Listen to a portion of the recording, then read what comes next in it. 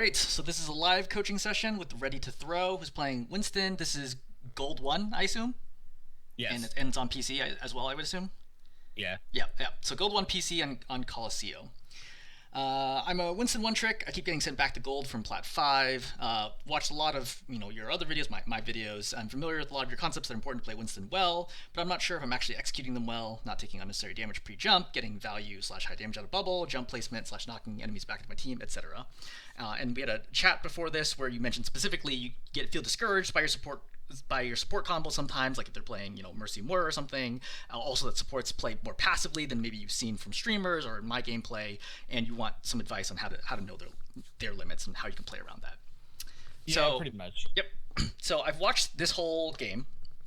My quick take for here is I think that your gameplay overall looks pretty good. Right, I would say probably 70% of this looks very good, and it's like surprising to me at times where I'm like, wow, if you just showed me those 70%, I'd be very surprised that you would lose this game in Gold 1. Then there's like another 30% where I'm like, oh wow, you're kind of going way off trail here. Like this is not the right time to doing whatever it is that you're doing, and I think those things kind of hold you back. The enemy team also starts switching to counter you. They run Brig, which is they're clearly not comfortable with Brig. They run Brig near the end. They run Reaper. They run Bastion, and that gives you like a little bit of trouble. Not like too much, but you definitely get stuck sometimes. Where you're like, oh, like what exactly do I do here? So we can kind of talk through those situations as well. The Ramatra stays Ramatra, I think the whole game. So that's a pretty consistent thing. And I'd say the enemy Ramatra plays well. They're like pretty consistently not getting picked, and they're picking your backline on a regular basis. Okay, so let's start. So first things first, you come forward. Have you seen my Colosseo map guide?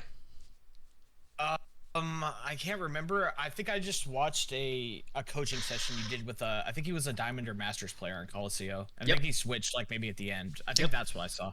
Yep, okay. Because what made me think of this is, the second is, so I call this like the U. You step in right away and you take the side of the U, which I think is great.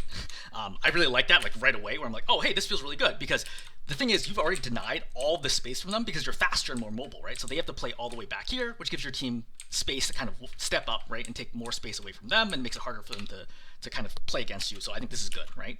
Sonic goes off. Good idea to not peek here, obviously, because they know exactly where you are, so you're just chilling.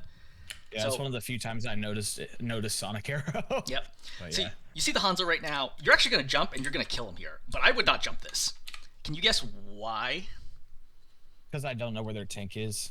You don't Or know even what their whole comp is, I guess. exactly. So if you're looking at the scoreboard, you'd actually know by now because it opens at like 9:45.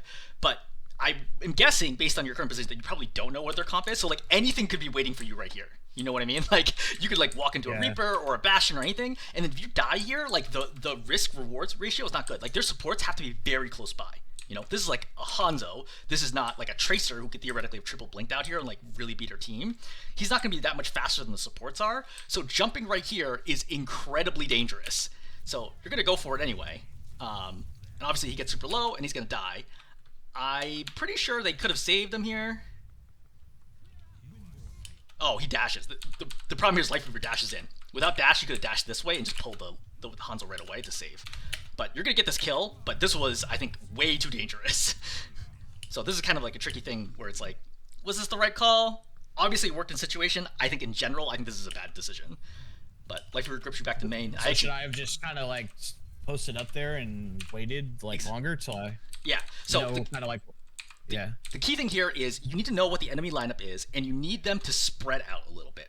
So a very common way to defend against Winstons is for the opposing team to all clump up together like this, and then so it's like where if I'm like Winston, right? If I dive here, then I'm just like instantly gonna die because there's just 5 people who can blow me up, like bubble or not. I'm just gonna die no matter what.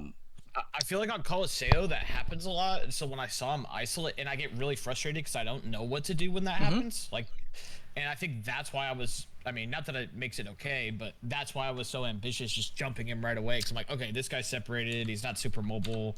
I don't want them to clump up. Yep. Or their tank to get there.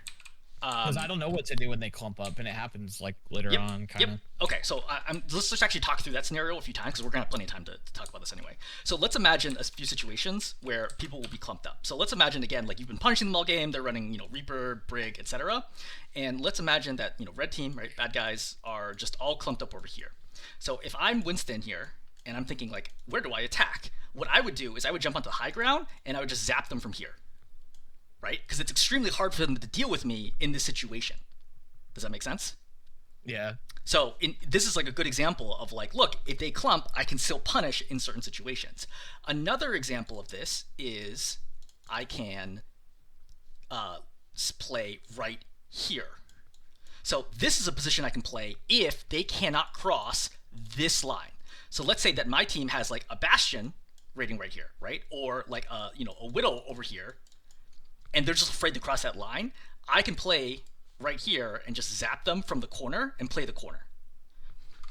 As a general rule, if I don't have the ability to play above them and I don't have the ability to like LOS most of the team, like corner play, you're probably not going to get any value from Winston in that situation. This is a good example where like if you play like Circle Royale, playing Winston on that map is a nightmare because you have like long straight paths. Junkertown's the same way, where it's like, where do I go if they bunch up? I just can't get close enough to them without getting melted. And yeah, I mean that's just a limitation of Winston the tank. Anyway, in this specific situation, I think number one goal here is I do not want to take too much damage right now. So realistically, I probably just turn around, I jump, right, and then just get back here and sit here and let my supports heal me, because I probably take one arrow here at least, and I just chill and I keep jiggle peeking to try to figure out like what they're gonna do, because eventually they're gonna have to do something. You know what I mean? Like it is, Boger, right? The EU. Yeah, I watched a lot of them. Exactly. So one thing Boger talks about is in like an older video when people talk like, oh, how do you play against Bastion when you're Winston? He's like, literally, I just wait for him to do something. Like, I just don't jump him if he's assault form. And that was before he had right-click zaps even. He's like, they gotta do something eventually. You know what I mean? Like, otherwise we're just gonna win in neutral because regular recon form, like, Bastion is so bad that we're gonna win. Like, my DPS are gonna out damage theirs, and we're just gonna win. So if they're all just sitting there waiting for me to jump, I'm getting value just by existing. And yeah, like this situation where like maybe you sit here and your team gets picked, but like you can only control so much. You know what I mean? I don't want to be forcing a fight right now, and I'm pretty sure, especially at this rank, that they're gonna spread out and you're gonna get an opportunity. It doesn't have to be much, but right now, at the very beginning of the game, before I know what their lineup is, before I know what their positioning, I think it's too dangerous to jump right now. Because losing one fight on push can be like devastating.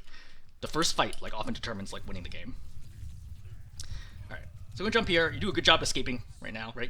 Good job using bubble, right? I think mechanics here, all generally speaking, look really, really good. Okay. Yeah. I thought my mechanics kind of suck later on. Like I feel like I hit my head on shit a lot or stuff. I mean, no one's gonna play perfectly, right? But like for your level, I think your mechanics look good. Like how long have you been at this rank? Probably like 8 months. Oh wow. That's surprising to me. So, like, looking at this, like, I feel like you play better than your rank.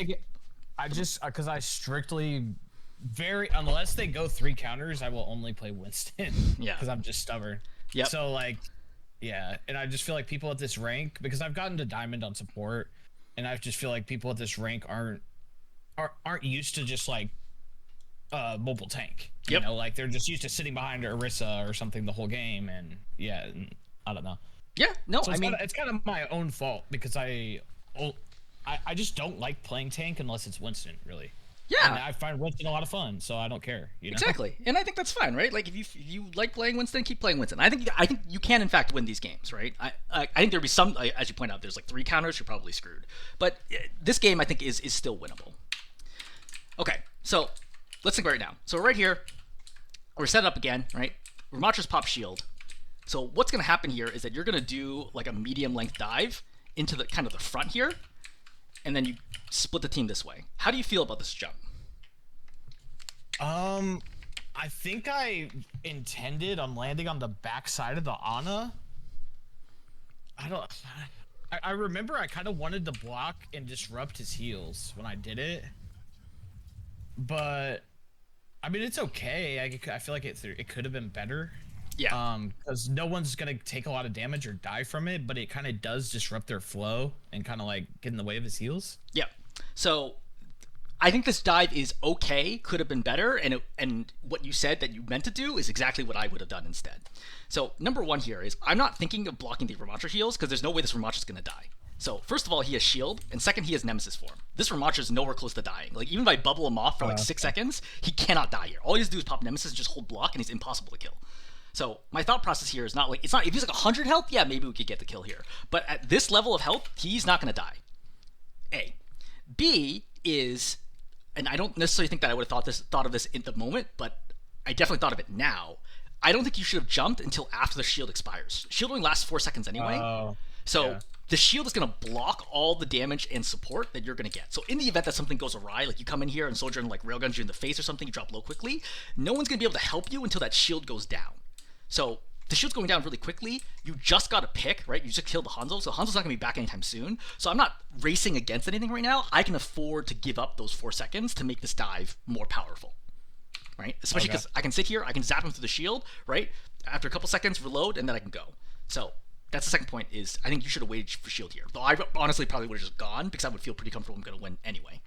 But for the actual dive, so you'll notice that you actually turn, so your crosshair is right here, right? But if you aim up here, you get way more distance out of this. So it looked like you intentionally decided to jump to this spot. And I actually want to cover this from the vertical point of view. So let's kind of see where do you end up landing. So you were, let's rotate a little bit. You were here and you jumped to here. But as you mentioned initially, where I actually want to jump all the way over here, right? I want to get deep over here and then bubble off and then force the Ana to have to hit sleep on me to be able to do anything, right? Because if she misses the sleep, like this is very, like I can virtually guarantee to win the fight. And if she hits the sleep, possibly good value here. And that's something else I want to highlight here is a big reason why I want to do this is I want to get as much distance as possible from the enemy brawl tank, okay? Like Reinhardt, Orisa, Ramatra, Zarya, they can actually melt you pretty well, like through a bubble in certain situations. So the more space I get, the harder it is for that tank to do anything. And then that tank is now forced into a question for it's like, okay, do they now turn back to fight me? Or do they try to zone my front line? And depending on the situation, like if they're Rein, they just hold a shield here. That may not be good value when I'm zapping 2-3 members of their backline, and then we're going to end up winning that fight. But if I land here, then it gives them an opportunity to actually come over and damage, which is what is going to happen in this situation. So we play through, right? Ramatra comes over, and you get extremely low here, right? 138, and then Baptiste throws Lamp here, and then saves your life, right? But I don't think this was strictly necessary. I think that if you go a deep dive right now, diving all the way over here, right? Pop, land on the Ana, drop the bubble, right? Flip, and immediately start zapping too. Force, like if you were to dash right away, right? Ana steps in and sleeps you, or maybe does it. Maybe you dodge it, maybe you don't. But either way, like these two supports are not going to be focusing in this fight. They're immediately going to be backing up this way, which is going to leave the Sojourn and the Ramatra alone. But here, Life Ridge is good at dodging out of the way, and you notice you're not zapping anybody right now. Like this is a critical moment where like when you land, you got to be dealing damage right away. And it's actually quite lucky here that it works out this way, other than the fact that you got that pick. Does that make sense? Yeah. Especially if they had all 5 together, I think you just die here, right? I think the lamp gets popped and then you just straight up die right now. But since you had a 5-on-4 advantage, you're able to make a mistake here and still get away with it. Okay. All right, so we're going to come back. Obviously, we're chilling for a second, right? Good job waiting for heals. So I'm going to clock the Ana, obviously, right? I don't have to worry about the Ramatra. The Ana's my job to deal with. But you need healing for a moment. I don't want to strafe this way, because Ramatra's punches are going straight towards my backline. I can't stop them anyway because they penetrate. So I just want to sit on this side of the cart and not do anything. Well, So his punches will go through me and still damage my team? Yep, Okay. yep, yeah, they'll go through anything. Anything, shields, people, not walls, but like anything else in the game that's like movable, they'll go through it. So, yeah, like you can't actually stop the punches right now. So that wasn't my intention, but I was just asking. Yep, I didn't know that. So, in this situation, right, we know the Ana's alive. She obviously just killed the Baptiste, and then you're going to go for the jump right here. The issue is, I don't actually know where the Ana is right now. So, I'm going to assume that the Ana is retreating to the right. Obviously, we can see in replay that she's retreating to the right. But the problem is, you're jumping to the left. See? Like, you're jumping really far to the left. But if you're going to do this dive, and you were thinking to actually get the Ana, you actually should have dove right now. You should be diving in this way, right? And then curving around the wall to land on the Ana is the goal here. It is somewhat risky because you don't have bubble right now, but I think that's probably what I would have ended up doing here to kill the Ana almost instantly, because I can see my Cassidy shooting at her, right? So I assume she's pretty much going to die on contact, kill her, and then turn right away and then get the cover to make sure the Hanzo doesn't kill me. That make sense? Yeah. Yeah. So you landed out here, which is safe, but the problem is you want this kill right now. And this Ana is doing some work out here. So you zap, zap, zap, zap, zap, right? She's not afraid of you at all. Life Weaver just grip. So the second I'm clocking this right now, right? I know Hanzo's here, right? Because I can hear him. I can see the arrows coming in, right? Getting shot by the Life Weaver. Bubble. As soon as I see the Hanzo, immediate 180 and I jump out. Because there's no reason to be taking this fight right now. But you see how you step forward and you take that shot in the face? So this shot right here could have killed you if you landed the headshot. Right? If you fully charged that and shot you in the head, you were just dead right there. So you have to be very, very careful about taking those fights. But jumping back. So one thing I want to note now is right clicks. So most people, I would say, that they actually use right click too much. I think you use right click too little. So as you're jumping back here, like as you're turning away, I already know there's a Ramattra here, right? Because I saw him, I heard him. So as I'm jumping away, I'm already charging right click as I get the angle to jump, and then as I'm jumping, I should have a fully charged right click when I'm in the air. So think about how much time you have right now. So turn, right, reload, charge, charge, charge, charge, charge, charge, charge, charge, charge. I just hold it right now. Now I shoot to make sure I hit it. Make sense? Mm-hmm. That'll just get some extra damage here, because the Ramattra just get very, very low, but I definitely don't follow him right now, because Ramattra does 60 damage per punch.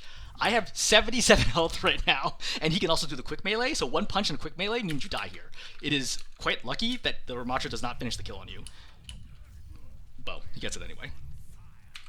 So, rolling this back, what could have gone differently here? I think you should have insta-killed the Ana as number one. Right, on that dive over. Oh yeah, this one obviously could have gone better, but we do end up getting Sojourn out of it. And then this dive right here, if you're gonna do this dive, commit and kill the Ana. Jumping here is like the worst of both worlds. The other option would have been just to play safe, like keep getting healing from your team and try to stay alive.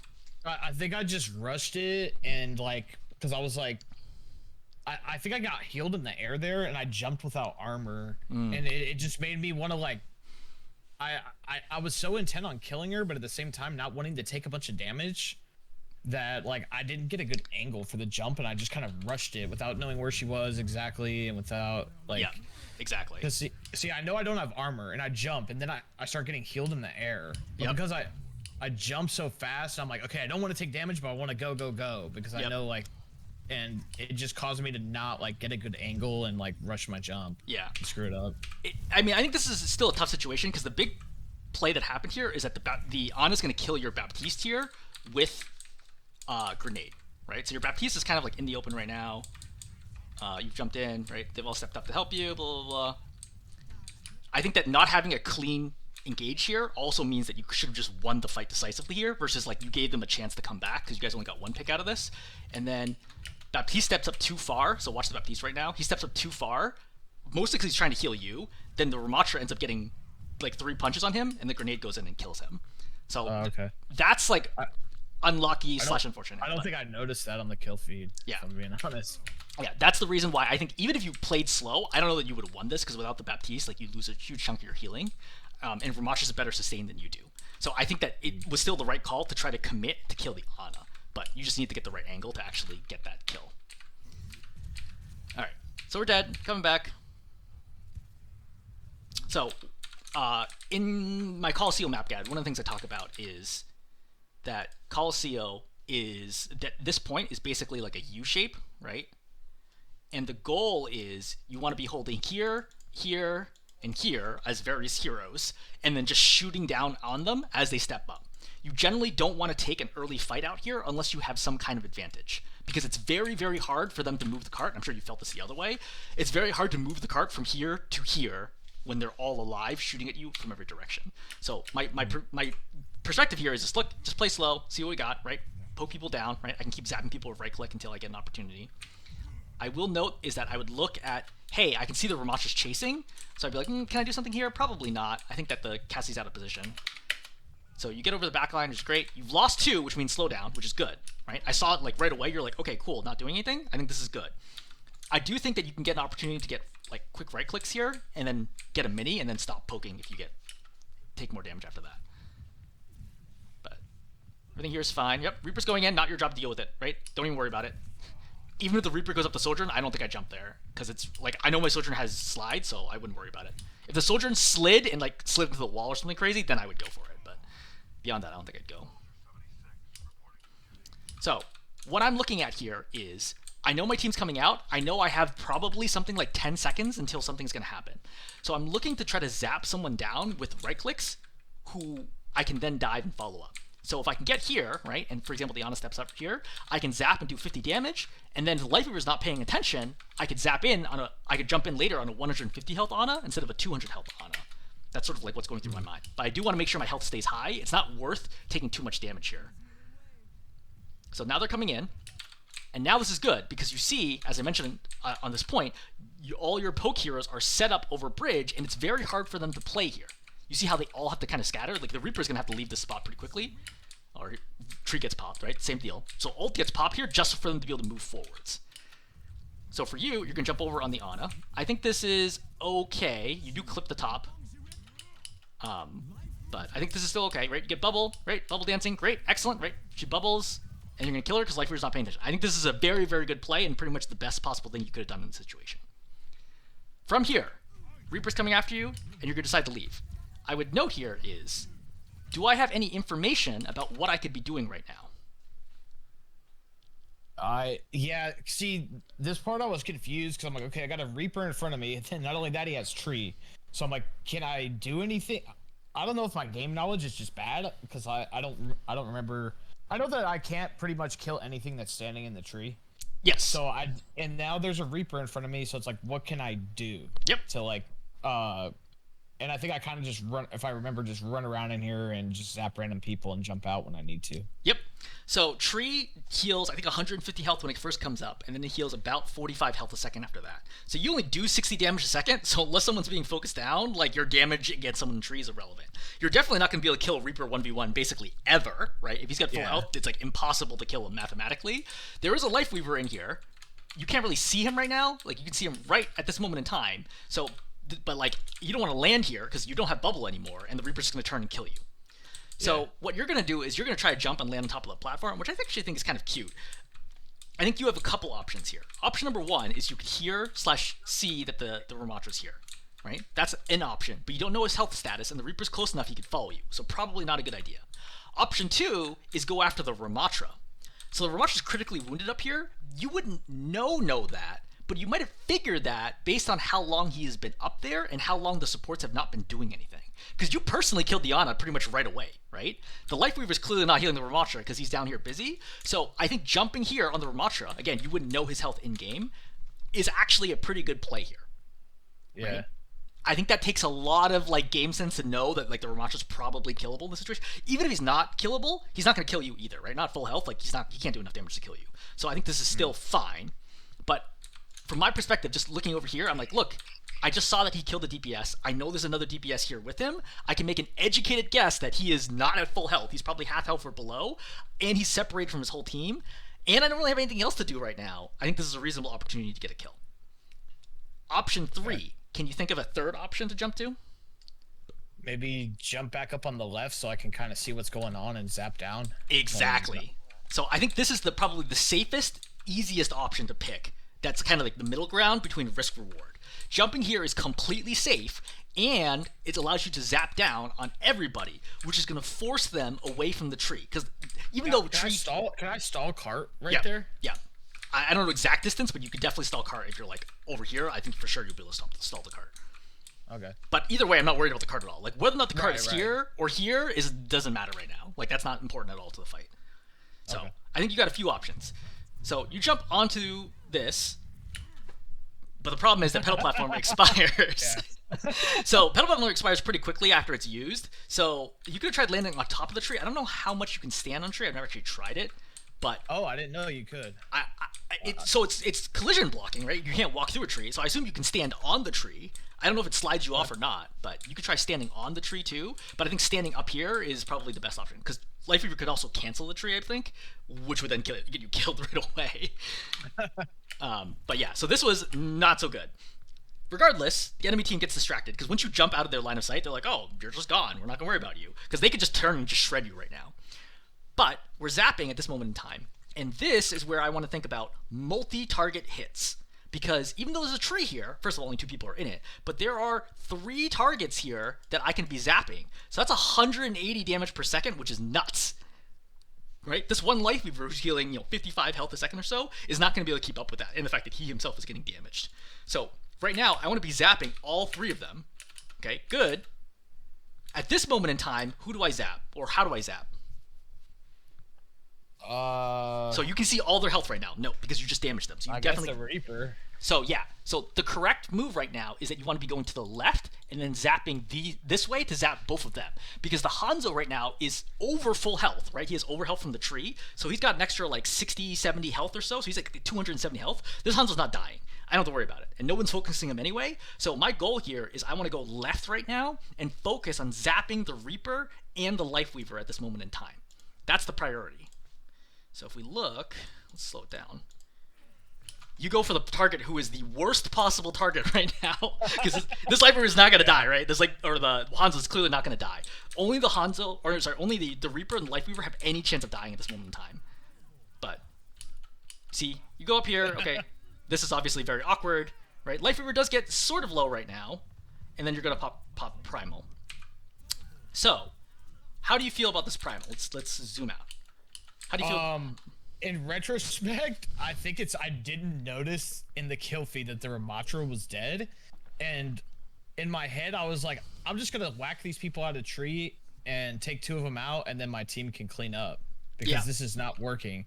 But that's just bad game sense. Like I don't think I knew the Ramatra was dead. If I knew the Ramatra was dead, I wouldn't have popped Primal. And I think I just wanted I knew the Ana was dead. So I kind of just wanted to like occupy the Weaver and like knock them back, but of course all that's like kind of a mute point because the Ramatra was dead, so it was just a wasted ult. So this is actually, I think, a reasonable Primal Rage, believe it or not. So your team has actually lost almost everybody. So you notice this is actually a 2-on-3 right now. Oh, that's right. Everybody else is dead. So it's a 2-on-3. They don't have a tank, but like you're not, like that Life Weaver is not going to give you enough healing to be able to kill 3 people by yourself. So I think right now popping Primal is actually okay. The problem is it's going to be really hard to confirm the kills here, but I think it is a reasonable Primal Rage, right? Tree is also expiring pretty soon. I already felt like in terms of game time, like I knew Tree would have been expiring very soon. So my thought process here is not to knock them out of Tree, it's to confirm the kill in the Life Weaver. Because you just saw him use basically everything, right? He's used dash right now. No, sorry, he used dashes now, right? So now it's just all about mechanics to follow him and get the kill. So you did a reasonable good job juggling the Hanzo. The problem is then I realized that I can't kill him. Exactly. With the Weaver. It's really hard to kill someone being pocketed with Primal Rage unless they're like pushed up against the corner. So now you have to go after the Life Weaver. The issue here is when you jumped in, like the jugglers are good on the Hanzo, but the problem is the Hanzo is not the target you want to be going for. You want to be going for the Life Weaver the whole time because he's the only one who can't heal, right? This moment in time, you over jumped it. And then the Life Weaver's close enough, you could just step up right now and hit him and then follow with another jump. But then you go after the Hanzo, which means now you're wasting the time here going for the Hanzo. And then you over jump because you're going for the Hanzo. Again, good juggles if the Hanzo was killable. But the problem is, as you noted, Hanzo's not killable right now. Yeah. And so you're going to end up wasting the Primal. So let's imagine, what actually, when you jump out here, I think you reset. Yeah, I think you're going to reset out of this. Yeah.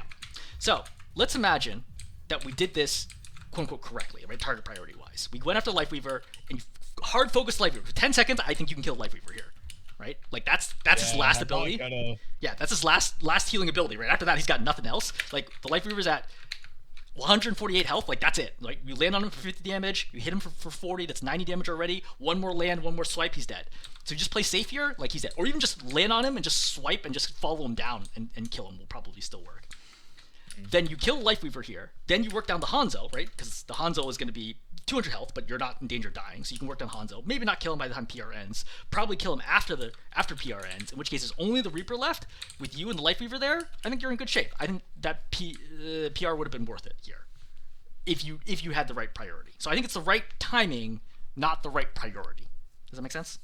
Yeah, 100%. Yeah. So I think I just had like a bad jump, and like all of a sudden it's just a bad habit of just swinging on anything that's in front of me. Yep. You know, like because it's such a mechanically demanding ultimate. Oh yeah. And like you get nervous, you're like, am I wasting it? And because like with primals, it seems like you either kill something really fast or you don't kill anything. Yeah. And I don't know. I just because see, I just kind of like I think this jump right here kind of screws me. Yep. So I'll give It's you just too far. Yep, I'll give you a couple of tips here. So number one is you don't hold down the mouse one when you attack, right? It depends on the situation. Sometimes I do. I would say in general. Not always. I would say in general, don't hold mouse one during primal. Make every attack very conscious, right? Very intentional. Okay. That way you'll get a lot better at aiming them and timing them. Because the problem is, even if you're going to land a hit, sometimes you're going to knock them in a direction you don't want them to go. So, but if you're manually aiming every single one, your DPS drops a little bit, but you get much higher quality swipes. The thing is, the whole time I'm doing this problem primal, my goal is I don't care about the Hanzo. Like, if I do 0 damage to the Hanzo, that's fine. Any damage to the Hanzo is completely incidental. My number one priority here, knowing that I killed the Ana, is the Life Weaver. I know the Life Weaver has 1 dash, so whatever his current health is, about 100, plus 50 for the dash, that's it. Like 150 health, the Life Weaver's dead, and the Hanzo's easy prey after that. So I want to make sure I land the Life Weaver hit first. So this jump, you're actually going to miss the Life Weaver. So like you're just like a little bit short, and part of the reason is you're hitting the Hanzo. If you waited another quarter second and you hit the Life Weaver, then that takes 40 damage off, and you're going to not fling him into the wall, which will make that follow-up jump easier. That's number one. Is again, very intentional left clicks at the right time help, and knowing who's my target. One of the problems with Winston with Primal Rage is you get what I call the school of fish problem, which is like, oh, you get lots of these targets, I have a 2-second jump cooldown, and you're just mashing the buttons, like going after, like hitting everybody you can. But if you look at like higher ranked play, they're always very intentional. There's like one specific person that they are targeting for the kill, and they're juggling the heck out of them. And so the key here was, look, the second I start the Primal, I have to recognize, look, my goal right now is to kill the Life Weaver. Focus Life Weaver. Forget any other damage. Kill the Life Weaver. It's different if, like, they have all 5 people alive and there's people healing and you're purely doing for disruption. Then, like, knock people around if you want. But in this situation, like, I know this is a one fight if I can kill the Life Weaver. Yeah. Anyway, so the intentional is number one. Number two is for Primal Rage. Usually, when you hit people with your swipe, the distance that they are knocked corresponds to a short jump. Okay. Right? So a standard jump is almost always too far after I've hit them, because it will almost always take you over. So a good example here is just looking at the Hanzo, okay? Because you're going to hit the Hanzo with the swipe, and notice how far does the Hanzo go? He lands here, and you go another, 5, 10 meters. Yeah. Like if the wall wasn't here, you would have gone even farther. Like he wouldn't even taken any spot. Did I not short jump there? I You can't did not tell just by looking. Okay. You didn't. I can tell, yeah. So with the short jump, you also feel yourself because you'll kind of like float in the air as you do the short jump. So I could tell right away that you jumped over him. Okay. So I think those are probably like, third thing, and this is going to happen later. When you do Primal, aim down. It is surprisingly deceptive, his hitbox. So his hitbox for Primal, for the swipes, looks something like this. So a target that is under you, which often happens because you're a taller figure and you're jumping. So when you're jumping, your swings will actually go over them. So there are times where you have to aim literally down like this angle to make sure that you land a hit. Okay. The card queue video, I don't know if you've seen that one I linked for Primal Rage tips, talks about this exact same concept from a pro owl player. I think I did watch that. It's just something I always forget, but I don't know. Maybe this will help ingrain it in my head a little better to aim down. Okay. Because you'll basically never aim too low. Let's put it that way. Okay. Especially because the hitbox lingers. You'll pretty much never aim too low, but aiming too high happens on a very regular basis. All right, so you need to get out here. All right, jump out. You get healed up. So you don't have a Life Weaver right now. So this is kind of tricky because you really don't want Mercy to be the primary healer right now. So I'm thinking, look, just got to play slow. Like, I'm not moving the cart 4 on 5 right now. So just chill. So I don't want to take too much damage. If I need to play top right, I can. And my teammates kind of need to fend for themselves a little bit. Like, if someone overextends trying to kill a soldier, I can help. But I can't do too much, and I don't want to be within... Like, this distance is even too close for Reaper. If I'm here, I don't care. Reaper can poke me from here. But this distance, Reaper's still going to do good damage to you. And with only Mercy healing, I really cannot take any extra damage here. So I would bubble right now, because I would hear... Because you saw the Reaper coming, and you see the Mercy going for the res. So right now, I would bubble right away, and I'd zap the Reaper. Because I have to right now to make sure he doesn't kill the Mercy. Because he could just straight up kill the Mercy right now. It's very lucky he doesn't, because it seems like he's just shooting at you. Yeah. All this guy does is Yeah. kind of like chase me around. Yeah, like he could just two shot the Mercy right now. It's very, very lucky. Like even though he fired two shots into you while the Mercy was visible, the Mercy's still nearly dead. That's why you hit the bubble right there. So this is actually a funny situation where I would have jumped the Reaper right away. Because I want to force Wraith form as soon as possible. And I recognize that with all of us here, this Reaper is going to die like very quickly. I don't expect him to die. I just need to force the Wraith out right away. And then I can reset to go to the next phase of the fight. But yeah, get super low. I wouldn't have thrown that bubble. Either I'm going to live or I'm not. Right? But if I live, I need the bubble to be able to do whatever the next thing is I'm going to do. Okay. Right? Because you jumped over here. Right now... I mean, definitely could have died here. He definitely could have died. I think my perspective is like a lot of things have already gone wrong. If I die here, like so be it. But like without bubble, what am I gonna do against this lineup? Yeah. Yeah. See, That makes sense. like sometimes you just gotta take risks, even if like the safest play is to use bubble. Like you just have to take a risk because without bubble, you're pretty useless. So you jump out right now. I would jump back to spawn right now. Yeah, I think they nanoed him too.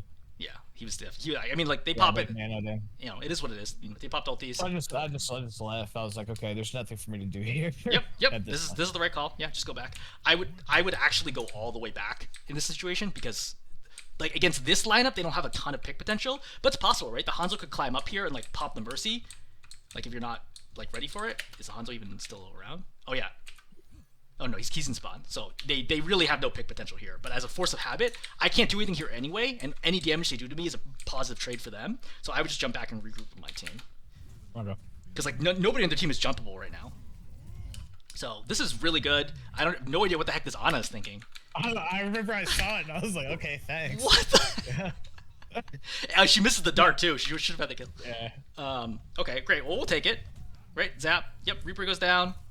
So, what are you thinking right here with this jump? We're not gonna lose the fight. Yeah. So you're thinking you just want to kill the Reaper quickly. I'm like, they have no healing and everyone's coming out of spawn. Like, we're not gonna lose. I'm just gonna go in and do what I can, I guess. Yeah. Maybe I should have stayed up and zapped the ram. I don't know. We're So so unaware now of what's going on, though. It seemed like. Yeah. So you know the supports are both dead. I just don't want to be jumping the Reaper as a general rule, and I don't think he's actually he's not gonna cap this anyway. So I'd just be chilling over here. Like I could just jump over here. I could just walk through the bubble, through the shield, and zap the ram. I could bubble down from my soldier, right? Like no matter what, like as long as I step up from capping, I'm good. And I don't think the Reaper's gonna cap this. See, he's already leaving even before you jump him. He's like out of here. He's like, oh, F this. See, he's already leaving by the time you jump. So I can already tell he's not trying to cap this. So I just help up front because I really do not want to face off against the Reaper. Because the Reaper, if you jump the Reaper like this, and he turns around and walks into you, he can kill you in like 3 shots. Like with like perfect aim, yeah, but like why take the risk here? You know what I mean? Like this just doesn't matter at all. Like my team is going to overwhelm them no matter what. I just need to not be overzealous here. But you do recognize the Hanzo's here. You jump, can't quite make it through the window. So note here is as you're dropping, I probably would have put the bubble right now because I want the bubble to be as far away as possible to give me a chance to keep him outside of the bubble. You know what I mean? Like I want the bubble, like in this situation, I want the bubble to look like this to give me the opportunity to use the bubble in some way. The problem is if I put it too far in, the bubble is going to look like this, and then it's going to be completely useless because we're both going to be in the bubble. So if we that makes sense. Watch it, you see like the bubble doesn't do anything. Still just railing me in the face. Right, exactly. Like I don't even know why he jumps. Like there's no reason from the wall climb because he's fighting a Winston. It's not like you're gonna miss him anyway. So he should just stood still. As soon as you came down, like the correct move here was for him to just simply stand still right now, pop storm arrows, and shoot you in the face. Because storm arrows is 300 damage. So if they're all headshots, that's 600 damage, which is enough to kill you at this point in time. Like certainly pretty close, right? With mercy healing, unlikely you'd probably get it, but certainly very, very close. But Mercy follows you down. Reaper comes down with you. You do a good. This is not an easy jump to do under pressure, so kudos for that. Really, really good jump to get back out. Right, so you traded Hanzo for Mercy plus Reaper ult, so that's pretty good. But Reaper's back up, so I would be leaving because I need to figure out where my Lifeweaver is. So Lifeweaver's here, so I play back here and let the Lifeweaver heal me up because I really can't do anything right now when I'm this low. Be careful. I think you want to chill for a second right now, but Yeah. it's So this actually works out pretty well for you, but mostly because the Ramatra like goes ham on the soldier kind of unnecessarily. Because if he just holds block right now, the Reaper comes down and kills everybody. But I probably doesn't have the awareness to realize the Reaper is coming back to help him, so he tries way too hard to get damage here. You see how he's not blocking at all, so he gets shredded. Anyway, that's kind of the first note. Is I think I probably would have chilled for a second, like over here with the Lifeweaver, and then looked to see what was going on over here, and then gone in. But when I went in, I'd probably jump here and then zap from above, because again, I don't want to be left low ground with no exit plan against the Reaper. But the other thing I want to note goes back to punches. Okay, so you're going to drop here. So looking at the Ramatra right now, the Ramatra is going to be focused on your soldier. Okay, so the thing is, you do not want to be here. This is bad. You don't want to be between the Ramatra and the soldier. I didn't know until this that it could still go through me, because now I'm just giving him double damage. Exactly. I think that's why I did it. Yeah. Okay, so now we know. Yeah. I just want to note that again. It's not a good idea. But this Reaper just does not want to kill you. Like, he has to know you're still low, right? Like, he just shot you. He hit you with the whole ultimate earlier. He could just kill you right now in 2 shots. Like, 2 easy shots, not even headshots, just 2 body shots right now, kills you. But the Reaper here, who still has 6 ammo, is being zapped at you in the same bubble as him, is going to reload and ignore you. This goes back to why I wouldn't have... Go ahead. I could tell with this guy that, like, he just was not good at Reaper. He's just one of those people that immediately picks Reaper. You know, when he sees Winston, which at low rank, it's guaranteed like clockwork in 80% of the matches that when they see the monkey, they go back to spawn and swap. I've seen people run back to spawn without dying and swap. Yeah. So, I mean, I just didn't take him that seriously, I think, because of it. Yeah, I mean, so... on the path to climbing, exactly. On the path to climbing, like, one of the things is, like, you know, we're identifying things where it's like, okay, this worked out in the situation, but there are going to be other games where it doesn't work out. So you want to build good habits. Again, being left low ground against Reaper with no exit plan is death. Like, the Reaper easily could kill you here. Like, there's almost nothing you could possibly do about it at this point in time if the Reaper just turned and shot you. Like, you're not going to make it out of the bubble in time. So, very, very lucky that this doesn't result in death. I would be charging a right click, and I would jump him right now. Yeah. But this is where charging a right click would have been helpful. He goes to the right, fine. Is what it is. Yep, we get the kill. Good. Alright. You did see the Sonic flash, but still good. Alright, pushing the cart. So what's our job right now? Kind of see what's going on and where people are. Yeah. So, in particular, we don't really want to be playing here, right? We're not a poke tank, so there's nothing we can do from this distance. I need to step up and start doing things, because ultimately... like, as it goes up, we're going to have the exact same problem on offense that I talked about earlier, which is they're going to control this U up here of high ground, and they're going to be shooting at your team. And if you wait too long, eventually somebody in your team has a good chance of getting picked, because they're getting shot at from 3 different angles by people who have cover and high ground. So it's really hard for them to deal with. So I want to get ahead of that. One of the things I talked about in my Colosseo video is crosswalk. So this is what I call crosswalk right here. So you want to be playing right there as much as you possibly can, and you want to be zoning the rest of their team and prevent them from getting by here. That's not possible for all heroes against all compositions, but that's the general idea. But before I can go crosswalk, I have to clear everything else. So my goal right now as Winston is I don't even be in the cart. So do you know that robot doesn't move any faster with more than one person on it? I know that. Okay, so number one. I just think I didn't know where everyone was. I don't know. Yep, that's okay. Right, part of your job is to scout right now. So my goal here is I got to start moving up and figure out what's going on. So I know where the Hanzo is. Hanzo is too far for me to jump, right? Even if there's no ceiling here, I would only land like here-ish. That's too dangerous, not knowing where the rest of the team is. I do know the Reaper's dead, but besides that, like, the Hanzo himself is still dangerous. I would take this opportunity to jump here and land here, and then look/listen to see what's going on. Because I know there's other heroes alive, right? The supports have to be somewhere, and they did not die recently, so they're not coming back from spawn, so they've got to be up somewhere. So I would take this moment to leave the cart, jump up here. Hanzo can't shoot me if I play here, and the Hanzo's not going to walk up to fight me, right? Like, that's not good for the Hanzo. So I can play here and look and listen. And if you jumped up here, you would know that you have supports below you because you'd hear them, and you'd be like, oh, okay, let me drop down right now and start fighting both of them. Does that make sense? Yeah. You really, for sure. as most tanks, almost all tanks, you need to leave the cart. But as Winston, you definitely need to leave the cart because you're just an ult battery when you sit on the cart, right? You can't do anything here. So you need to like hurry up and get out of the spot right away. But you're playing like super timid right now, which makes it tough. So visors popped, you jump in. I think this is a good dive, right? Good. I don't know that I would have even popped bubble right now because I can see that it's only Ramattra and Hanzo. So I land, Hanzo's gonna die right away, so like, what do I need bubble for? It's just the Ramattra here. I'm gonna turn and be like, look, is there anything else I need to do here? Because I can drop off. If the Ramatra's like still fighting me, I can just like drop off, but I know the soldier's still visoring, so I'm probably okay here, just walking away from him. But Ramatra's gonna stay here, he's gonna die. Okay, great. So you can see the Ana. She sleeps you, fine, it's fine. I mean, somebody's gotta force it out, it's usually gonna be you, right?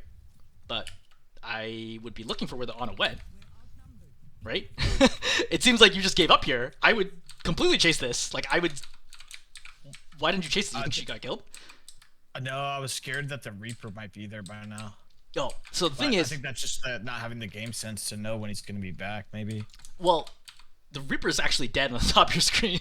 I didn't... Hey, yeah, I wasn't aware of that. Even without the Reaper, I can see my Sojourn going, so if my Sojourn's going, I assume my Sojourn knows that we're not actually in danger.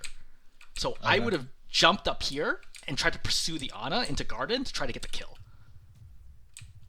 Right? Oh, she's gonna get this? She's gonna get it anyway. Oh, no, she's not! Oh my god! Wow. Okay, yeah. So this is a great example of like... Yeah. I jumped the Ana, right? You did the right thing. You jumped in, she slept you, so be it. Like, again, somebody's gotta force out sleep. It's not a problem. Like, it's gonna happen in the situation. You're in a bubble. Nothing you can do to stop it. I turn around immediately and I follow her up the stairs. Because I have nothing else to do. Right? Like, I have literally nothing to do right now. So, chase the Ana. And if you chase the Ana here, you kill the Ana and you save the Sojourn, and this is a massive swing. And then I could virtually guarantee you're going to get forward spawn out of this. I think it's just bad awareness. I didn't know the Reaper was dead, or I didn't see it in the kill feed, or I think in my head, I was like, is he still coming back from spawn? I don't want to go in there. I didn't want to go that deep in, I think, without knowing where the Reaper was, and I didn't even notice my Sojourn there. That was the problem. I should have just taken a second, I think, to look and kind of... Exactly. And that's what helped me a lot to elevate from Diamond going up to Masters and then GM, was sometimes just take a breather in a fight and just look around. Because nobody can track everything that's going on, right? Anything could be happening. I would note here that even if the Reaper was alive right now and playing right here and fighting, if I saw my Sojourn out here, I'd still walk out there, right? And I'd definitely take a look and be like, what's going on here? Maybe I can bubble off for my Sojourn, and then I can dive the Ana and Garden, and the Sojourn can zone the Reaper for me. You know what I mean? Okay.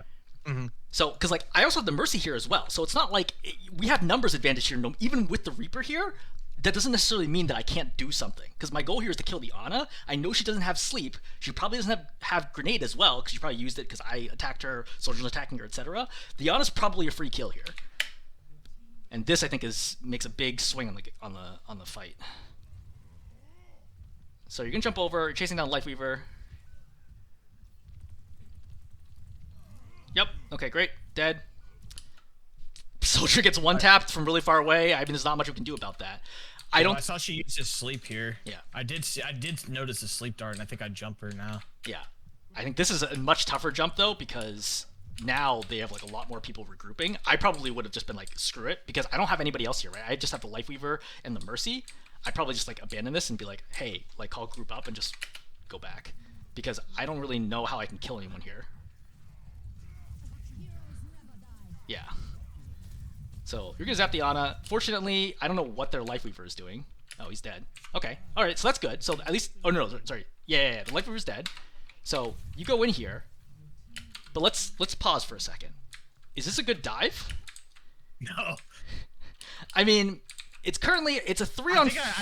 I think in my head I wanted to try and juggle him off the map. Yeah, I mean, it's definitely a possibility here. It's gonna take some excellent mechanics, and you know, the Hanzo can jump back on, and the Ramattra can mess you up with the Vortex, but like you do kill the Ana here. You're looking for the juggle. This is a good example of like being intentional about your attacks. This should have been from right to left to knock him off. I don't know if he dashed though. Did he dash? Oh, no, he dashed anyway. It doesn't matter. He dashed out of this. Yeah. He dashes right there. But juggle, okay? So you killed 2. But remember, you started this fight as a 3-on-4. So even though you killed 2, it's currently a 3-on-2, but the other 2 are supports. And one of them can't even do damage, and the other one can barely do damage. So you literally need to kill everybody yourself, which is so hard as Winston, right? And now we're here, but like, what are we gonna do? Right? You're zapping Lifeweaver. He's staying alive. Diving him again. Right? Good. Almost even get the kill here. You can probably jump up and get the kill. So one thing about Lifeweaver is after he goes up, you know, you can reload right now if you want, but I'm looking up to see where he goes. Because rarely do they actually stay up there. They usually dash off at some point in time. So I'm looking to see where he goes and then following him over. I find from general experience, jumping up onto the platform doesn't actually help you unless you have jumped right away. Because the amount of time it'll take you to get jump, like assuming you jumped him and then he used a pedal reactively, by the time you have jump again, the pedal will be about to expire regardless. Does that make sense? Sorry, did you say something? Yeah, I heard you. That makes sense. Yep, okay, cool. So, Lifeweaver's still gonna die, but again, what do we have for numbers right now? You, Reaper, Soldier. So, previously you had all supports, no DPS. Supports. Now you have no supports, all DPS. So now you need to immediately, like, the second you realize what's going on here, I don't want to fight this. Like, I turn my head away right now. I get to the edge of this, I put bubble, and I just try hopping away. Because you zapping right now, Reaper does 205 damage per second. Ramacha does 125 damage per second. Both of those can also headshot you for double damage. I only do 60 damage per second. My damage is irrelevant right now. My number one goal is to not die, or at least force them to shoot me as many times as possible to give my DPS more time to kill them. My damage is not going to be meaningful right now. But you're getting shredded in the face. Again, I have no idea why this Reaper doesn't just straight up kill you. Like, literally, he just walks into the bubble. He's trying now, at least. But, yeah, bubble does manage to keep you alive. The problem is, we expended Valkyrie and Primal Rage here, and we didn't even win a fight, right? Because the cart was here. They were definitely going to take control of the cart, right? If we didn't do anything. We spent all those resources, and we still didn't move the cart any further. Like, the cart's still coming back this way, and we're still resetting because we were down 1 to begin with. It's kind of my fault that everyone died, huh? To some extent, yeah. I mean, I'm lagging a little bit. Yeah. All right, you still good? Good? Yes. Yeah, it's just kind of like, yes, I think it's better now. Yeah. So, winding it back here, I think the Mercy pops Valk in response to you diving. I'm pretty sure. Yep, exactly. You dive in, the Mercy's like, oh shoot. She could be reacting to actually just Lifeweaver. I think the Lifeweaver made the biggest mistake here, trying to move the cart. I think that was a bad call. Lifeweaver should just retreated with you guys. But at this point, like, oh my god, you guys used tree too. Yeah, so this is terrible ult economy because you used 3 ultimates and didn't actually even win the fight. I don't even think that you forced out any ultimates either. No. So, like, stuff like this is like really hard to like still win the game because you're throwing so many of your resources away to get nothing out of it, and you're killing time off the clock, which is bad because you're behind. All right. A quick check on time. We are approaching an hour. Do you want to keep going? Do you want to skip to a specific point that you want to have questions about, or? No, we can keep going. We can do the whole game. Okay. All right. So we're up here. I'm looking for, look, hey, can I get a zap here and get maybe a flank? I'm not going to commit here hard with the Reaper because I know Reaper is going to have Wraith, right? Unless he's insane. Reaper's going to have Wraith here, so I'm not looking at this as, oh, this Reaper's not going to get out. For example, if this was a Torbjorn, he's going to die here. And I might as well just go in, or quite possibly, because there's no way he's going to survive. But Reaper here, I think he's going to Wraith out, so I'm just going to charge right-click, look for a zap on the honor or something. Reaper gets slept. Okay, we're still fine. Yep, just chill up here. All this is good. I do not think this is a good idea. So, why is this not a good idea? No one's probably gonna die. So, I mean, yeah, but I mean, often your dives, you don't expect people to die right away. But thinking about what we talked about earlier in Colosseo, right? Holding the U is very strong because your whole team gets to sit up here and you get to shoot at them. That's number one. So, like, as they try to come up, the supports in particular are very vulnerable. It's really hard for them to step up when your team has control of high ground, A. B, your soldier's not here. So you've intentionally started a 4v5 fight right now, down a player. C, they're all bunched up pretty close up. So you don't know, I think, the exact positioning of everybody when you jump in here even. Like, you see the Reaper right there. He could still be waiting behind this wall, like literally right here next to the Ana, and then you're dead right now. The Reaper just turns around and he's like, oh, pow pow, you're dead. So I think all these things is, I don't think you're taking the fight at the right time. I don't think you need to take the fight at all. You're down a player and you didn't know where the Reaper was. So all these combined together makes us feel like this is not the right time to be taking this fight. Now, granted, no one's going to be paying attention to Hanzo, which is great. But we zap in. Reaper kills the other Reaper. Great. Right? So Reaper's killed 2. Soldier's killed 1. So Ramatra's going to pop ulti right now. So this is a really good opportunity. We're like, look, Ramatra popped ulti. I don't need to escape right away. Ramatra ulti does 30 damage a second, which is basically 0 damage against a tank. Tanks don't have to worry about Ramatra ultimate at all. Like, literally, just ignore it. It doesn't do anything. Don't feed it, but, like, if I have something else to do, that's fine. I will note here, did you happen to see somebody else on your screen before you jump out? I don't think so. So, watch. So, right here, you see this? The Hanzo. The Hanzo. You also heard him and saw him. Right? Now you're going to turn around, you still see the Hanzo, and then you're going to get out. But, like, the Hanzo is actually somewhat vulnerable right now, as long as the Ramatra's really far away. Even with Tree here, I would still fight this, because the Soldier's here too. So, like, you and the Soldier can double team the Hanzo, and he should die right now. But you jump out to be, like, way too safe. You play like a support would against Ramatra Ultimate. You're like, oh god, Ramel, I gotta run. But no, like, as a tank, you can ignore Ramel. It doesn't do anything against you. You really need to be here. I didn't know that. I thought it would just, mess me up. No, it does so little damage. It's like the lowest damage ultimate in the game. 30 damage per second is nothing. So you could have already killed the Hanzo by now. Which, if you killed the Hanzo by now, it's possible the Soldier doesn't pop Visor. Because he doesn't need it. Because it's just you and the Ramatra, and Visor doesn't do anything against tanks. So the Soldier probably got scared here by the fact that the Hanzo is still alive and pops Visor. Right? And now the Soldier's gonna die. So this is like a chain reaction of, if you'd just been a little more aware to realize the Hanzo was vulnerable, you could have gone on the Hanzo, which would have helped the Soldier kill the Hanzo without feeling any fear, and maybe the Soldier saves his ultimate, and then the two of you just double team the Ramatra and kill him off quickly, and Soldier never dies, and he still has Visor. So, I also want to back up here before the jump. So let's imagine that we didn't jump right now, right? So we just chill here, which is fine, right? Like, literally, nothing needs to happen. We're still good. We still chill here. Like, I don't do anything with this Reaper. I don't know why my Reaper's frontlining, but if that's what he wants to do, that's fine. At this moment in time, I now go for the Ana, right? This is the moment where now I want to go, because the Ana's not in the tree, A. B, no one's going to be looking for the Ana right now because they're both focused on the Reaper. So now I want to dive in, bubble off the Ana. Even if she steps into the tree, she can't get healing because the bubble's going to block LOS, and then I can burn down the Hanzo, the Ana, Hanzo, whatever else is over here. Does that make sense? Yeah.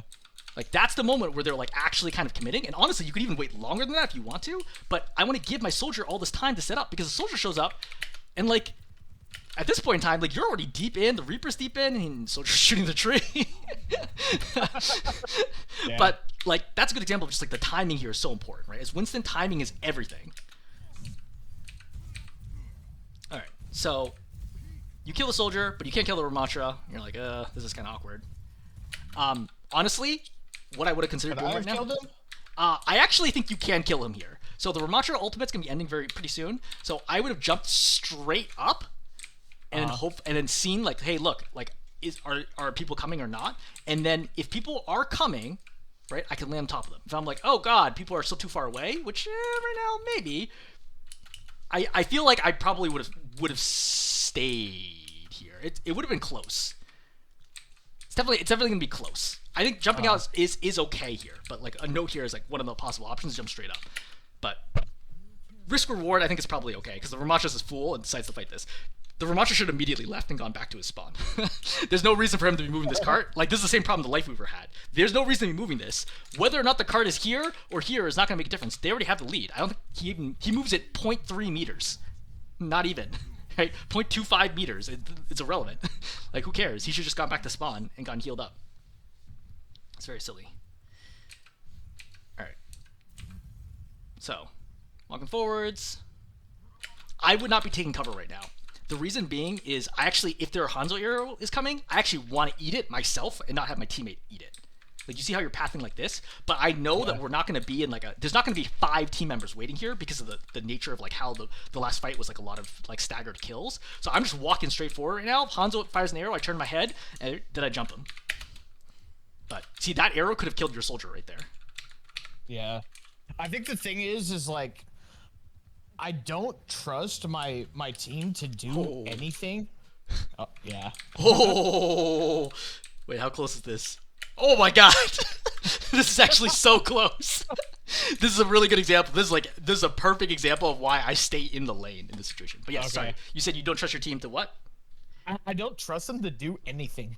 So like, I'm thinking, okay, I know the Ramatra's dead. The Hanzo's been kind of just out of position the whole game, and I feel like I can kill him again. And I want to go in with full HP. Like, that's because even if he hits me in the air, it can really screw me up with one shot, and I don't trust my supports to run in and heal me. I don't know if that's just a bad habit to have or a good habit, but I mean, what you're saying makes sense. Like, it's a lot better for me to take damage than it is for us to immediately have the soldier get picked. Yeah. You know, I don't know. Oh my god, it nearly kills the Reaper. Holy shit, this is so close. Wow, it hits his, like, left arm. So what I would say is, I don't think you should trust your teammates to know what you're thinking and to make optimal plays. I think you can trust your teammates and should trust your teammates to try to do reasonable things in the situation they're in. So, for example, if I'm standing in front of a support who has nothing else to do, I trust that support to heal me. Even in Gold 1, I guarantee you, if you're standing in front of a support, nothing else going on, they're going to heal you. If they're not healing you, it's because something else is taking their attention away, right? They're getting dove, they see somebody who's critically injured, they're reloading, whatever else is going on. So in this situation where I know I'm not going to face a full 5-on-5 fight here, I would feel perfectly safe just turning here. I know my Life Weaver is going to heal me here, right? Like, I get 99.9% chance my Life Weaver is going to heal me right now if I take an arrow, and then I can go and dive. Does that make sense? Yeah. Like, you can't play assuming your teammates are going to do nothing. You're never going to win any games like that, right? They are going to do something, right? Yeah. Same way, it's like, if I'm fighting 2-on-1 here, like, I know my teammate's going to fight it unless they're, like, critically injured and they're scared and they run away and they don't realize I'm there, right? Otherwise, they're going to try to take the fight because they're playing the game to get kills. Make sense? Yeah. Okay. Wow, the arrow was close. All right, so we're diving. Yep, good, nice deep dive. All right. Okay, so this is one of the examples of things have gone wrong. So you dove in, right? So they swap Moira now because the Ana's sick of dying, and so you dive in here, right? Nice, good deep dive, right? You go in on the Hanzo, kind of indecisive on whether you should go in the Moira. The Moira does have fade here, so it's the right call to go in Hanzo, right? And you're gonna kill him, and you're safe in the bubble. So the only other people we know here were Hanzo, who's dead, and Moira, who A, doesn't do very much damage, but B, probably is fading out. Why did you pop Primal right now? I panicked, but because I saw my health just disappear to 170 HP, and I'm like, why isn't my team up close, and helping me? But yeah, I mean, to be fair, I mean, your team is basically kind of running up more or less as fast as they can. Like, you maybe could have gotten like 1 or 2 heals there, but Life Weaver had critically injured people to be healing. So this is a situation where it's like, look, just sit in the bubble, right? Just go in the bubble, turn, right? As I swing, I look, I see my team, I can see they're here. I'm like, yeah, I'm safe, right? Just sit right here, sit at the edge of the bubble, get healed up. Ramatra maybe tries to push me, great, get healed, jump past him, or go high ground, whatever you end up doing. But popping Primal here was really rough because nothing's gonna happen. What am I gonna do with this? And the vortex is down and everything, right? Going for the Life Weaver, this is a great example of where aiming low is important. So this one, okay, fine, what it is. So we'll slow it down. So we're jumping, and you're going for the Life Weaver, and you see how there's no hit marker? He's not taking damage. So even though you're this close and it looks like you should hit him, you are in fact going to swing over his head, which is a loss of 40 damage right there. Right? So you hit him with the ground slam. Right? Now you're hitting the Ramatra. I think here I was like, okay, maybe if I just hit this guy back into my team, they'll kill him. But It's a maybe that wasn't possibility. I a can't good remember. Did he idea. pop Nemesis? He did not pop Nemesis. So this is probably not going to result in the kill. I would have gone for the Life Weaver because you have jump on cooldown right now. You just saw him pedal up. I would just jump straight up right now. But you see, the Ramaja's actually playing this pretty well. So he actually has plenty of time here. So he should just Nemesis right now and just block. Yeah. See, he's not afraid of you at all. You see, like the body language here. Like, look at him the whole time. He's just burning, burn, right? Now he pops Nemesis, and he's just punching you nonstop because he's not actually afraid of your damage, which is accurate because you do almost no damage against tanks. So he shreds you right here, and it's just a very good read on his part, understanding he's like, this Winston's not going to kill me. So, again, targeting tanks, it's very, very dangerous to target tanks, especially when you get on higher and higher ranks. Tanks will almost never make mistakes. Like, if a tank looks low, they're not actually low. They have some plan, either killing your team off or getting to cover or defensive cooldown, and they will almost never die. That's why you really need to go after the backliners. But right now, the correct call, I think, is to jump straight up, force the Life Weaver off right away, and then see if you can get the kill from there. But this is rough, right? With Nemesis form, he's just so strong. Nemesis gives him like 250 health or something like that, armor, and then the armor is worth effectively 40% more, so it's something like 300-ish health, effective health. That's a lot, and he can block at any time and cut damage down to almost nothing. Yeah. Like, even a 1 health Ramatra, like, has 300 health after he pops Nemesis, holds block, that's 75% damage reduction, which means a 1 health staff-formed Ramatra who holds block and Nemesis has 1,200 health. Oh, okay. To give you a perspective, like, just how difficult it is to kill him. Like, if he does not want to die, he will not die unless you can get on opposite sides of him where he can't block at all, or you have something that can interrupt the block. But yeah, so this was rough because we used Primal for this as well. Reaper kills 2. You go in right now. This is actually a very good read on the Hanzo. I don't know if you knew that he was going to be alone here.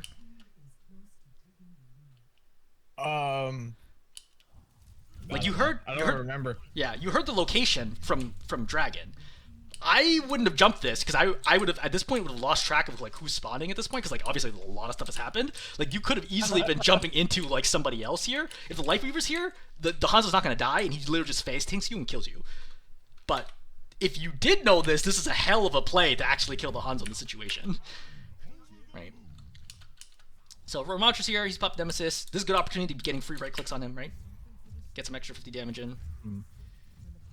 So you go back in on the supports. I think this is a bad jump mechanically. Most of your jumps are pretty good, right? I think you're going to need to air brake a little more or get past this edge. Either land on the Moira or go for the Life Weaver. But you do neither, and this is rough because you really need that 50 damage. Yeah, I think I didn't know that the Weaver was there, and then all of a sudden I saw the Weaver, and I was like, okay, actually no, I don't want to dive Moira, I want to dive Weaver because he's a lot more killable. Yeah. And it just caused me to screw up by being indecisive. Yeah. So going after the Life Weaver, you kill him here. This jump is suicidal. Did you know that when you did it? Because you see the Junkrat's here, right? Yeah. Like you're gonna get the kill, but you're definitely gonna die here.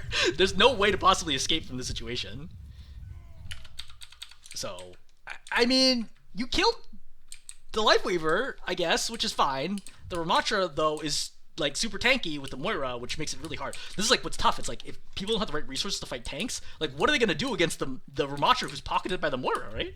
It's so hard for them to fight in this situation, right? Even the Mercy's trying to stay alive. Ramatra's messing around fighting the Reaper.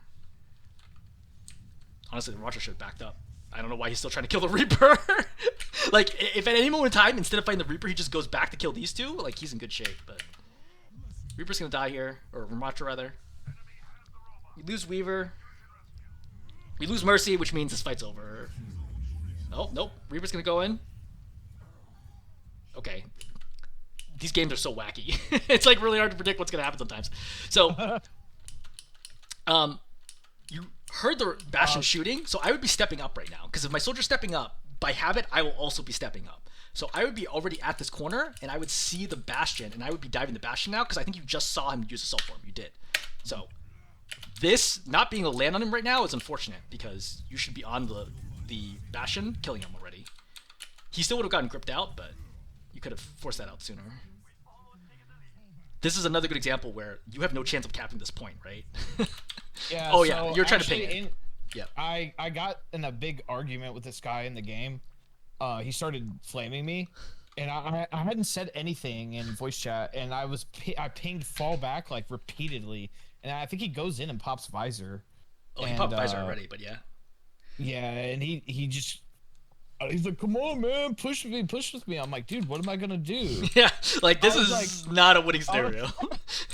And we really got into it, and then it kind of I know I shouldn't be fighting with him, but it just made me so mad because I pinged like he had multiple times just to leave. Yeah. I just kept pinging fall back. Yeah, And he just wouldn't do it. It's hard because sometimes people are gonna make the wrong calls. Even at GM, like people are gonna make the wrong decisions. But the thing is, sometimes you can kind of like draft off of them and like make something happen anyway. In this situation, there's truly nothing you could have done here that would have like resulted in any sort of value. Like fighting against Lightweaver inside the house, Ramatra and Bastion, like this is not gonna work. All right, so we backed up here. So we want to be staging someplace high, right? Give us an opportunity to see, right? Keep yourself safe from damage. Staying low ground is no good. Oh man, you got Vortex. Yeah. Yeah, this is why, but there's no reason for this, right? You could have gotten to high ground at any moment in time. So this is just sloppy to not already be on high ground right now. Okay. Yeah, because being down here, like think about it. Let's say there's an opportunity, right? Reaper goes in, he gets somebody low, kills one, right? Then you want to jump in right away to follow up. But if you're playing here, you can't do that because you're way too far back. You're covered by the high ground. Yeah, you need to be playing high ground right now. See, Reaper dies right now for this. So let's see. Reaper, let's see what happens with Reaper, right? So he's going to go up, shredding the Bastion. So the second he shreds the Bastion, great. Like, that's a really good opportunity for you because that takes out, like, the major person. Now I can do what I want. Exactly. Yeah. But because you're not up here, you can't follow up on this. You're, like, way too far away. Reaper gets blown up instantly before he can pop Wraith Form. How does he even die here? I think it looks like a Junkrat grenade rolls. Yeah, he dies. He dies really fast here, to be fair. But you should have been following up on that right away. All right, so they pop tree. So yeah, I mean, just walk up. I can zap some people. It's not a lot I can do right now. I can't stop the Ramatra, right? Literally nothing I can do about the Ramatra. So I'm just looking for, hey, what do I have on the backside? I can maybe go after Lightweaver right now, right? Zap here, drop here, right? Zap these two, something like that. I don't really want to face tank them because I want to use as much of the bubble as I can. I want to be coming this side dropping into them, not this side coming into them, because then they're going to blow up the bubble really quickly with Junkrat. Okay. Yeah. But they pop Coalescence, you jump back out, which I think is the right call, right? Roger killed one. I can't do anything about this. I know you want to help. There's nothing you could do about it. Yeah, I feel like he's feeding, but I didn't realize he killed my soldier, so I have no DPS. Yeah. Like, yeah. See? And like that hesitation here where you're like, oh, like, do I help? But like, what can you do? Nothing. But Coalescence here, Reaper's popped, right? I'd be sitting here, like, trying to figure out what's going on because I need to get ready to help my Reaper. So here, I'm looking to jump Lightweaver right now, distract the Junkrat, and try to kill Lightweaver. Because the Reaper's stuck here. You see this? Because he has no Wraith now. Yeah, this guy, dude, he just... But yeah, going for the Junkrat was a mistake. You should have been going for the Lightweaver. Because you could see the Lightweaver right now. This is the wrong call. Yeah, because if you went for the Lightweaver, you would be on top of the Lightweaver right now as he pedals up, right? Following him up. Zap, zap, zap, zap, zap. He drops down, right? And then he'd be dead right now or pretty close to dead. So I think overall, I think you're just struggling to figure out like what to do here at all to do anything. You're not the Junkrat off. I'm curious if the Junkrat could have survived this. He could not. No, he could have. He could have. He 100% could have. He's a little slow with it. A little slow with it. Yeah, he should right now. He had to conk himself back up. He waits way too long to get back up. Anyway, so Junkrat does die, so that's good, right? You're working at Lightweaver. Patience is important, right? Lightweaver goes up. You see that he's already dropping off, so don't jump right now. Just let him come back down. One swing, short jump to get the kill. But you see how you jump up in the air, so now you whiff all those punches. He comes back down. Now you're going down again, juggling him. But this Lightweaver is not dying, man. Finally dies. We missed the high ground jump. That's really bad. And now we're just getting shredded. Yeah. So, does it make sense, like, what kind of went wrong there? I don't know how much I need to actually walk through that. Well, the primal mechanics on the Weaver just being too, not taking my time and being patient. Yep. But then also, I feel like most of that, I don't think it was it bad like strategy wise, because I feel like that most of these were mechanical issues. So, I mean, granted, I guess you could attribute anything to mechanical issues, but I mean, it varies. to an extent. So you got a few options here. So let's actually talk through this slowly. So number one is, hey, what's the numbers right now? I always need to know numbers. I always need to be knowing numbers. Okay. If I don't know numbers, I have lost track of numbers. It's very hard to make good decisions because I don't know what the situation is. This is currently a 2-on-4. So but like you could primal them off the map for sure, but it's like that's your win condition here. Like if you can't do it, like you need to primal 2 off to even the fight up, to be clear. So like that's a really hard position to be putting yourself in, especially if you're not super confident with your mechanics. Like, do I want to bet the game? Because you only have a minute left, right? This is very possibly your last primal of the game. Do I want to bet the game that I can primal these guys off the map? They've already capped forward spawn anyway, right? We have close spawn. They're down 1 player. We're probably going to come back off as 5 and be able to finish them off, and then we're going to be in the overtime push. So my choice is, do I want to force this right now and maybe fight 1 fewer fight and have to blow primal here? What are the odds of me winning this fight? Unless the odds of me winning this fight are like 80% plus, I don't think I'm taking this risk. Okay. I think that's the first thing to think about. Is like, is this risk even worth it right now? The odds of me converting this are not that good. So I think the answer is no. That's number one. Number two is, if you're gonna primal them, I would say go for all the primals, right? Ramatra gets gripped right here. I walk to the left, pop primal, and then I'm going to knock all of them off, right? Walk to the left, first swing, short jump, right? Low swing, right? Then swing again, and then they should hopefully all be off the map at that point in time. Hard to do mechanically. A lot of stuff's got to go right. Most likely the Junkrat at a minimum gets out of the way, but I really need the Ramatra to die here because it's really hard to kill a Ramatra, and the Ramatra's also been carrying this game for large stretches, right? He's been getting lots of kills, consistently messing up your team. The Ramatra's in perfect position right now for me to actually primal him off if you do it correctly, because he's got gripped right in front of you.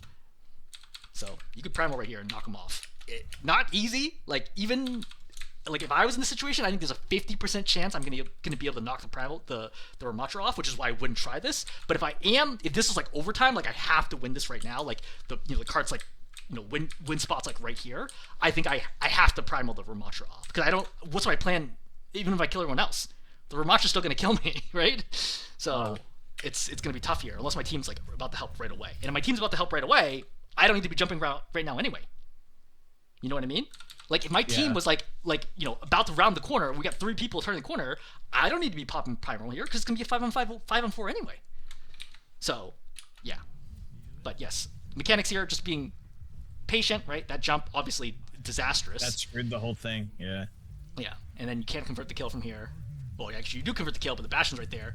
Then not jumping onto high ground here is really rough because now you're stuck low ground and you're gonna get shredded. Right? So now you're taking a ton of damage, and nobody can heal you because they can't see you. Mercy, remember, Valk, right? She'd be healing you right now with the soldier if you could stay in the air. Lifer would be healing you as well. Lifer has nothing to do right now because you're not visible. And then you jump over here, which is a weird choice, because I would have been jumping high this way to get back onto the crosswalk. But you jump here, where now you see Lifer's like, hello? Like Lifer's like Lifer wants to be healing someone right now, but he just can't heal you because you literally just jump past him. Yeah, I think I just when I banged my head, because what was going through my head is I really should be dead. Like there's no reason I should be alive. When I banged my head, I thought I was dead. You know what I mean? With the Bastion coming around the corner, the Rams and Nemesis form, I was like, there's no way I get out of here, and I just started button mashing. Yep. You know? I would note that I also noticed this on the replay review. You kill your Mercy here accidentally. So Mercy's down here, right? Sort of healing, right? She's looking for the res probably. Goes up in the air. You jump away, and she's looking to GA on you, but she can't because you went around the corner. And then she just floats down here. For the record, she could have gone to the soldier, right? Like, this is definitely Mercy's fault as well. She's going to very slowly die to this orb. I saw this. I saw that in-game. I saw it, and I was like, oh, damn it. Yeah, and so what was already a bad situation has gotten even worse. But Lifeweaver, again, not a high healing hero. It's going to take him a long time to heal you. He's correctly prioritizing the soldier right now. This is like, I know it's frustrating not to heal the tank, but like, this is the right call. I was getting so mad in game, but I just kept my mouth shut. And now I see why he did it. Yeah, he's making the right call. So Bastion's dead, so I would have engaged right away. The second I heard Bastion die, I would immediately jump over the top because I can make an educated guess here. Obviously, we have replay review that the Moira is right here because I can see the carts moving. I know the Ramatra's up close, and I can see the Junkrat. So logically, the last hero has to be right here. So I'm jumping over the top onto the Moira and then adjusting in the air to make sure I land on her. Does that make sense? Okay. Yeah. Because you actually end up jumping and missing the jump, or you just walk up here, which takes way too long. Yeah, you should have been jumping on the Moira sooner. So, Ramatra's here, Moira's here, Junkrat's here. Jump right away. Like, you have no reason to wait, especially because you know the trap's not relevant. Like, oh yeah, bubble the Reaper actually first. Right, we're following. Yeah, I think that's what I was gonna bubble him and then The second this happens, I pop bubble around the Reaper and then I jump onto the Moira Junkrat. Another option here is actually to jump right away and bubble if you're very fast. That's even better because they still can't shoot the Reaper and I can use the bubble myself. But honestly, I think it's safer and more consistent to bubble right away and then jump them. But not bubbling and not jumping is really, really bad. So now you've lost your Reaper as well and your Life Weaver. Right? You go over the top, but now you have no bubble. You have no Primal here. Right? So going in, Soldiers pop the visor. Kill Brig. I don't know what she's doing here. Right? So, just trying to kill the Moira. Looking for it. Yep, jump right in. Kill the Moira. Good. But, like, we lost multiple people that we really shouldn't have. But, overtime push right now. The thing is, like, I think this last fight, if I recall correctly, I don't know if there's a lot you could have done differently, but you're also in a really bad situation, right? Because you have to win, like, 3 consecutive fights here, and you don't have ultimate. So, it's like, what can you really do at this point? Like, you've made too many mistakes at this point to, like, really win this game. Like, a huge part of playing Overwatch, it's like if you play, you know, any other sport, right? Don't, in the very last minute of the game, don't be down by a whole bunch of points, because it may be mathematically impossible to win at that point in time. Mm-hmm. This is a good example of not jumping people if you don't know where the enemy is, because you jump right now, the Bastion's right here. If the Junkrat doesn't pop you in the air right there, you die. Yeah, I'm dead. Yeah, right? Like, especially in overtime, like, you have no margin for error here. This was 100% a death by you. To be fair, the Junkrat obviously didn't, like, run it through in his head, but just noting. Yeah. Now you go out. Yeah, there's, like, literally nothing you can do about this. Like, you pop Primal to kill the Junkrat, but you've lost 3 people already. Even with perfect mechanics, you're not going to win this fight. Yeah. Alright, we can hold there. How do we summarize this? Again, I would say overall, I think that there's a lot of really good play here, right? I think there's a lot of times where it's clear that you understand the game situation and you understand what you need to be doing, and you generally have good target priority and you generally have good mechanics. That being said, there's still 25 to 33% of the game where there's some head-scratching moments where I'm like, you shouldn't really be doing this right now. You know, bad primals, bad jumps, like not looking around for like good targets, right? Spending too much time trying to mess with the Ramatra, you know, walking in front of Ramatra punches to try to block them for your teammates. Yeah, that's something I definitely learned. Yeah.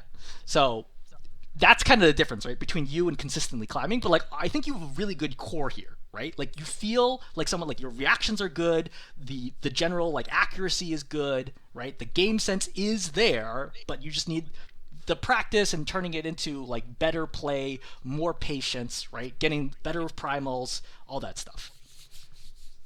Well, thank you. Yeah. Yeah, I think what I took away from it is to be even more patient. I think it's just a balance of like I don't trust anyone. It comes from watching Boger because I studied like his unranked to GM on Winston. I watched it like 5 times, and he's always just like, "Don't trust your team. Like, I don't care if they die." Granted, Boger's a lot more gifted than me, you know, especially because Boger can literally like 4v1 with his primal. Exactly. But so it's a little different. But I'm always just like, I don't count on my team to do anything, and like it makes me like. I think it makes me really impatient because I'm like, okay, like a few times I feel like we've been like, hey, you just kind of wait, like kind of just go here. You don't have to do anything right now. But I feel like if I'm not constantly doing something, my team's just going to feed. But maybe I just need to do it anyways. And, if they feed, they feed. I can't control that. So. Yeah, this is a tough thing. And, I've obviously done a lot of reviews, talked to a lot of people about this. I think the unranked GM is not a great or certainly not a perfect medium for learning the game. And the short answer is because so many people doing it are like top like 1% of 1% of 1% of the players out there. Yeah. So it's like, yeah, I don't need to heal anybody if I'm awkward and I'm just killing them all with kunais. Everybody. Dude, he had this one video where he plays BAP on Junkertown, where he literally just solos the whole team every fight. You know? And it's like you know, the core lesson here of like doing damage and like carrying is still important, but like sometimes that's not possible, and you understand to play within your limits. And like, that goes back to like right here. If I have, you know, on my team, I have multiple heroes, right? One here, one here, one here, one here, right? And I'm the tank just chilling. I can just chill because they're all going to be shooting down on the enemy team. Is it possible they get picked? Yeah. But, like, there's only so much that I can control, you know what I mean? If it's a bad time for me to jump, it's a bad time for me to jump. Don't try to force a bad situation, right? There's some degree, like, you can rely on your team. And maybe I'm the only person out there who actually says this, but, like, in generally speaking, at all ranks that I've ever played, like, yeah, people make really bad decisions sometimes, but generally I know and can predict what they're going to do and what they're capable of. So, maybe that's a big takeaway here. Okay. Any other questions you got? No, not really. I'm gonna keep grinding. I should just try and add another tank to my arsenal, but I just don't find playing tank fun unless it's on Monkey. I just don't. And I have a lot of hours on Monkey. I don't know how many. Probably like a few hundred at least. I mean, you can keep playing Monkey. I mean, the game's supposed to be fun, right? If you wanna be fun, and like again. This game is winnable, right? And they went multiple counters to try to deal with you. This game is still definitely winnable. So, and I don't even know that it was like a huge difference. Like again, like a couple different decisions here changes the game significantly. Yeah. Okay, cool. I will stop the recording.